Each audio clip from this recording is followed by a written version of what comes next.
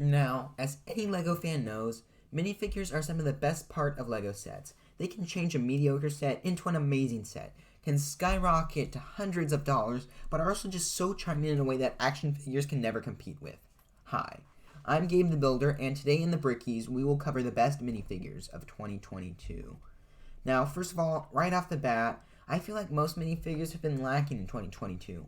Not many stand out, unlike in 2021, where I found 25 worthy of recognition.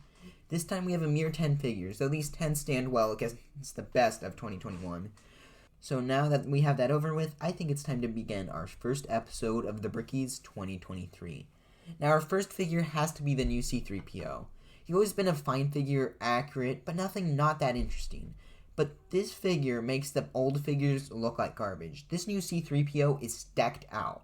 He has a beautiful torso print, printed arms, which are not by any means necessary. And finally, he has a dual molded leg. This is the type of thing which I would never considered having in the past, but now that we have it, it's something which I feel is a necessity.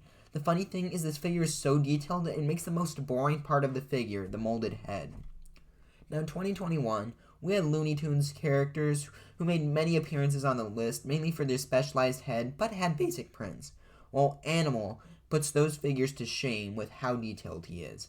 Besides having an amazing head mold, Animal has some amazing printing. His torso looks great with printing and dual molded arms, making it look really complete. I also love his legs, and it's definitely a standout minifigure of the year. Next is the cardboard robot. She was shown off at LegoCon in July, and she was just such an interesting figure then, and it just caught my eye.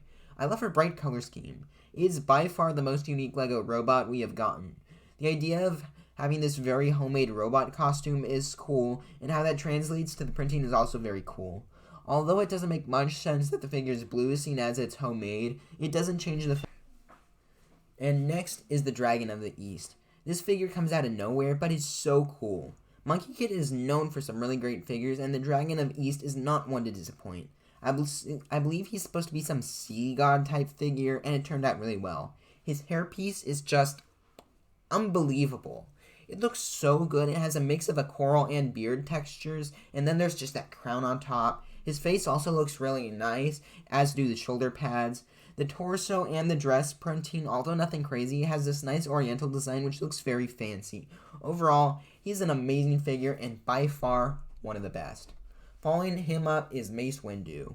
Now, although this is a figure I don't think we really need to be this detailed, it's one I'm glad we do have. Because Mace Windu was never a very important character and not one I needed a figure of, but the detail on this guy makes up for what the character lacks. The face does a great job at portraying Samuel Jackson. The torso looks more detailed than in the past, as do the legs, but a clear difference is the arm printing. It takes him from a mediocre character figure to a highly detailed one. I like them not only for the detail, but also the color the Jedi insignia provides. Miss Piggy is such a great figure. Honestly, so many of the Muppets figures were great, though to me at least, with the molded heads and the awkward colors, it didn't feel right for me to put it here. But Miss Piggy, on the other hand, is a great mix between the two.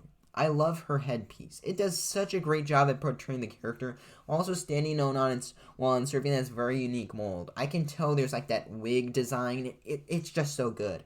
The dress is also a nice print and is very versatile as it has flesh coloring, so you can use it on your flesh colored minifigures.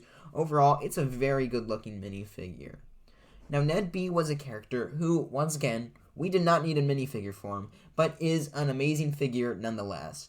Although he came out in one of the worst sets of 2022, his figure is a standout. His head/armor piece is so detailed and the specialized mold works amazingly.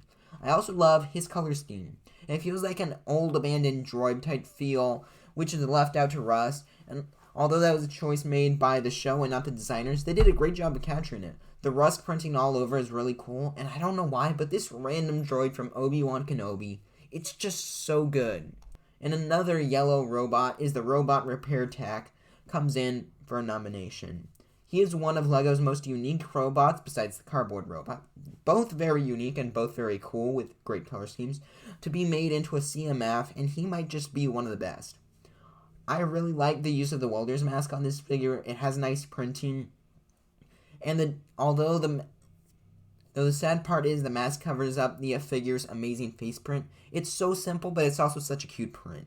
His robotic arm is nice, and I really like it in that color. And although his printing isn't overly detailed, he is still one of the best figures of the year.